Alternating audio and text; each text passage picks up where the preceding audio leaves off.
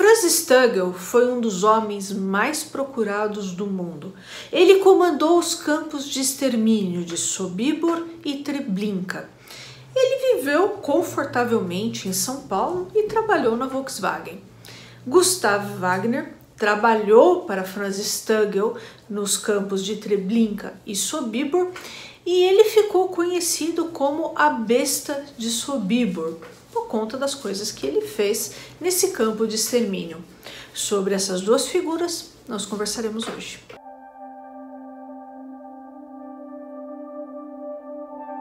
Olá pessoal, eu me chamo Juliane, você está no canal Vai Ver, eu falo de história e literatura. Se você gosta desses dois temas, se inscreva nesse canal, tá certo? Peço de antemão, pessoal, desculpas pela minha pronúncia dos nomes em alemão, eu não falo alemão, então com certeza eu estarei pronunciando errado, tá certo?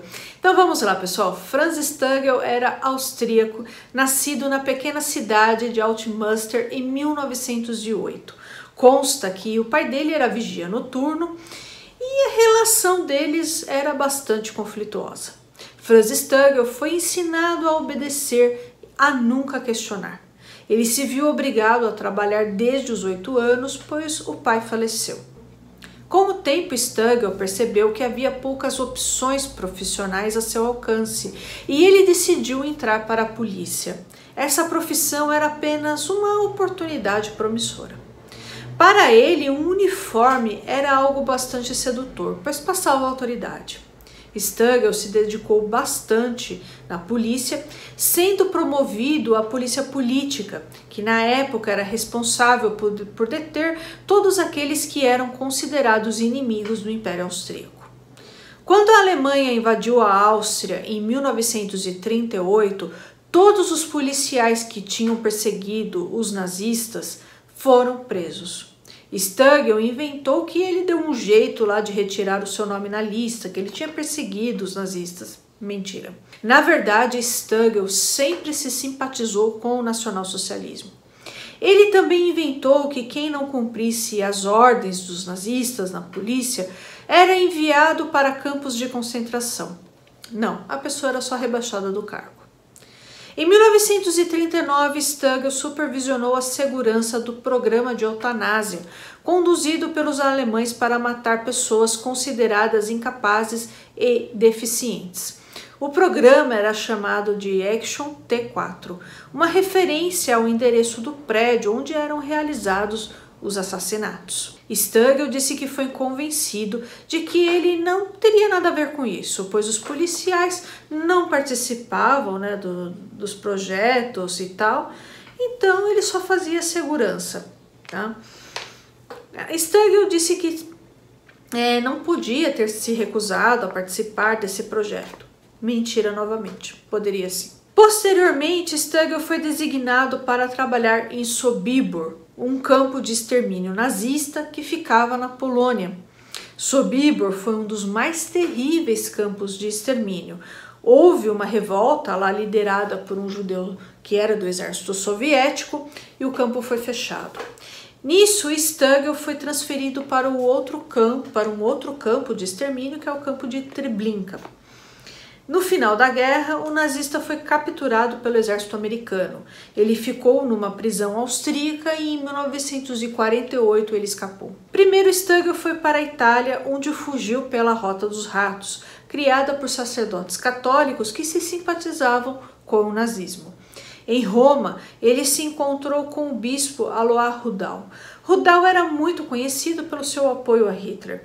Assim, esse bispo obteve a autorização para que Stangl entrasse em Damasco, na Síria. Daí, pessoal, em frente à casa dele, na Síria, havia um policial sírio que tinha um harém de mulheres.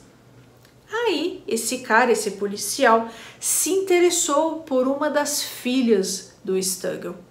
A esposa do nazista ficou desesperada, porque pensou o seguinte: e agora, o que a gente faz? Se esse homem cismar de levar minha filha para o harém.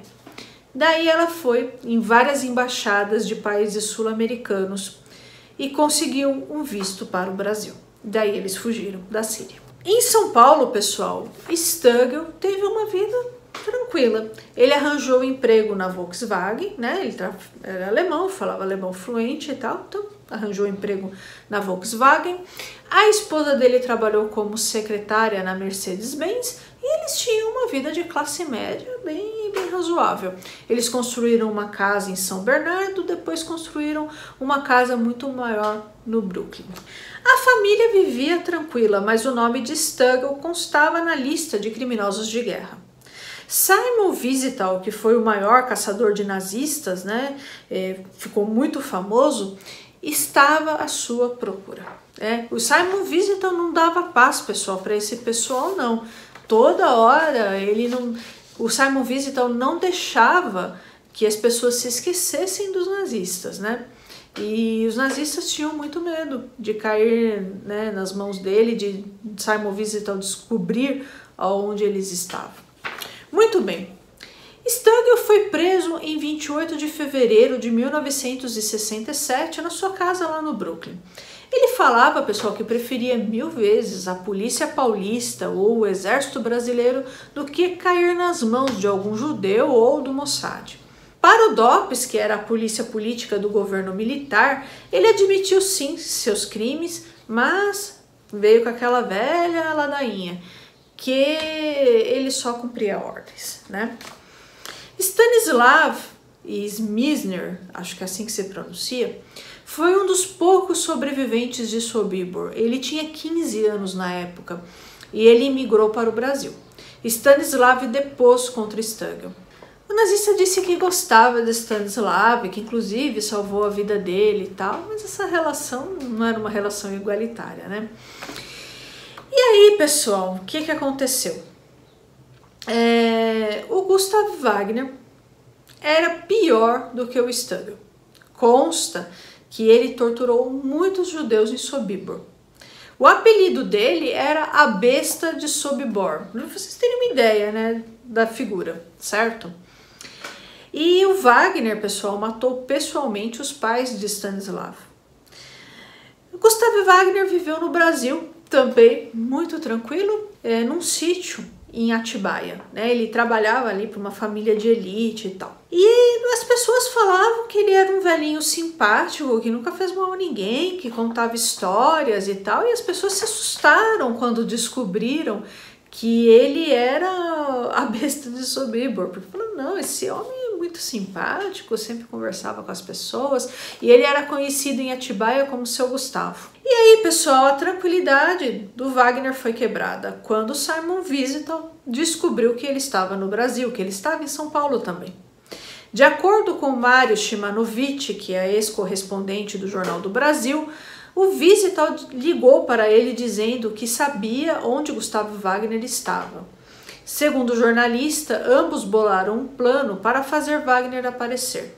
Shimanovich publicou no jornal que Gustavo Wagner tinha sido visto e fotografado numa festa de nazistas para celebrar o aniversário do Hitler. Essa festa, pessoal, existiu mesmo. Wagner caiu na cilada e se apresentou à polícia para desmentir essa informação. Wagner foi reconhecido por Stanislav, que ainda o ameaçou. Você pagará caro por isso, né? Eu gostava de você. Wagner não foi deportado, pessoal, porque de acordo com as leis brasileiras, os crimes dele tinham prescrito. Gustavo Wagner ficou louco e foi internado numa clínica psiquiátrica. Nisso, começou a passar no Brasil a série Holocausto, de 1978, que foi produzida em 1978 nos Estados Unidos. Não se sabe, pessoal, que efeito isso teve sobre o Gustavo Wagner. O certo é que ele piorou e tentou várias vezes tirar a sua própria vida. Finalmente ele conseguiu o seu intento e morreu em Atibaia. O medo, pessoal, do Wagner era cair nas mãos de algum judeu, ou pior, ser levado para Israel, né? Franz Stuggle foi deportado para a Áustria e condenado à prisão perpétua. Ele acabou morrendo de um ataque cardíaco em 1971. É isso aí, pessoal, vou ficando por aqui. Eu espero muitíssimo que vocês tenham gostado do vídeo de hoje.